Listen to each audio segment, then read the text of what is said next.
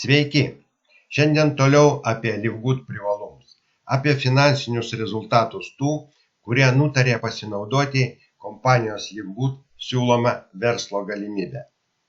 Gyvenimas parodė, kad daug kam bandžiusiam kurti verslą kitose MLM kompanijose nepavyko sukurti savo struktūros, nepavyko užsidirbti. Priežastys įvairios, kai kurias jau minėjau.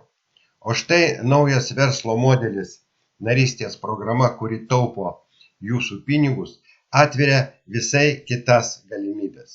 Sveikatingumo klube Livgood narystė kainuoja tik $10, tiksliau $9,95 į mėnesį. Tokį finansinį krūvį, manau, atlaikytų ne tik dirbantis, bet ir studentas ar net pensininkas. Ta patvirtina faktas, kad daugiau 90% klubo narių kiekvieną mėnesį susimoka nario mokestį, kai kitose kompanijose aktyvumo procentas daug mažesnis. Tiesa, nors yra ir išimčių.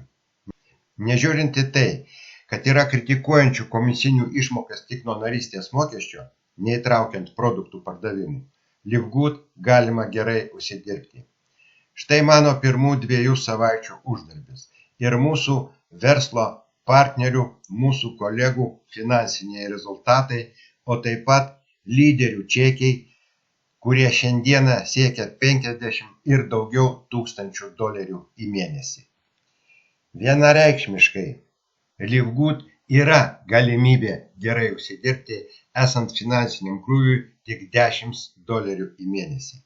Argi tai ne privalumas? O dabar užduokite savo klausimą.